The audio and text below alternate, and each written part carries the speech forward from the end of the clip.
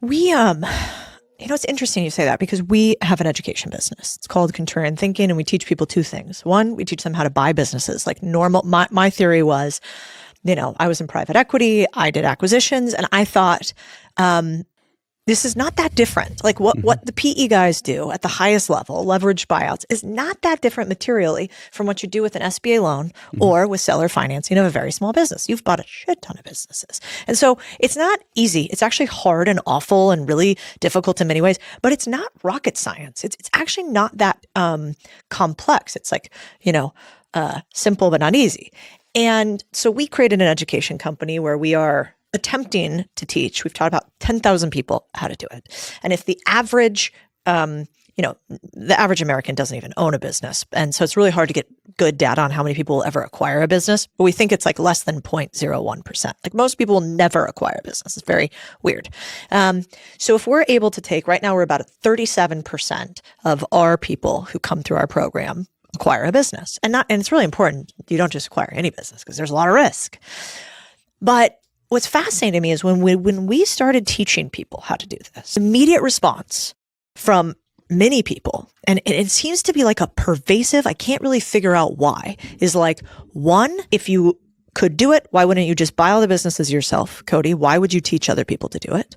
Two, education is somehow seen as, and there's a lot of bad actors, so maybe why, but it's seen as like lowbrow, scammy, couldn't work, not good, taking advantage of people. And then it's also seen as like maybe not sophisticated. Like, if you were really going to build something real, you would build Trilogy. You wouldn't build an educational based system. If you can't do, right. teach. Like, why is that? It's so pervasive. Correct. And why? So that is, so if we want to get controversial, so I believe part of my role is to bring capitalism to education. And it is seen that capitalism is evil. For-profit and capitalism are evil in education, just straight out.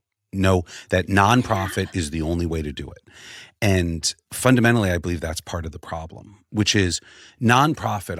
I gave a talk at Masters of Scale, which is, how to scale big ideas. Yeah. And education doesn't scale and the reason is nonprofit means non-scalable. Like if I have a set of donations, right, and I build the world's best product, the better the product, the faster my money goes away. And now I'm done. Yeah. Right? There's plenty of charter schools who have 3,000 person wait lists. And I go ask the head of the school, I'm like, well, why don't you open another campus? And they're like, I'm waiting on a $40 million donation. Versus I had 1,000 people at an info session in New York City who are going to pay tuition to this for-profit. I will have no problem raising capital to open a new building because of its for-profit. Capitalism scales, right? This $1 billion that I threw in, that's not enough to fix education. We have to show what's going on, right? We have to show there's great businesses here. And so, but there's a view, appropriately so, there were bad actors and lots of for-profit scams. We just need to go get the good entrepreneurs who can use capitalism for good, right? Like one of the things we do is it's why we publicize all our academic results. That we are like, guys, don't trust us. You shouldn't trust us. Look at our results, right? And but unlocking human capital. Well, that's what, and the results mean SAT scores, right? In this case, academics or the life skills. It's the 3 commitments. Parents are like, oh my God, my kid really does love school, right? And they're like, you actually as a parent, when it happens, you're like, okay, this is great.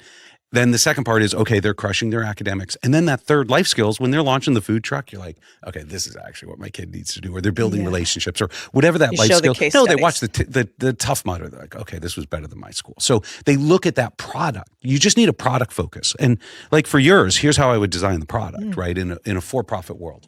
So we have a set of high schoolers who are like, okay, we're going to build a program to be a millionaire in high school. How do you make $1 million in high school? Right. And so they're talking about pricing. Mm-hmm. And so one of their proposals is we're going to charge $150,000 a year tuition, money back guarantee if you don't make $1 million. So it'll take $600,000 of tuition over 4 years. But if you make $1 million, it pays for it. And it's a money back guarantee. So if they don't deliver, back to your point of your scammy, you're like, it's free for the person, right? And it's that kind of product design that no nonprofit would do that. but a entrepreneur who's saying, oh, wow, that's the kind of thing that we should go build, where you have this closed loop where you're unlocking their potential. And then people are willing to pay that. People would make that trade. They're like, wow, if you teach me how to make $1 million, right, while I'm in high school, and it's going to be fun, I'm going to love it, it's going to be all these great things.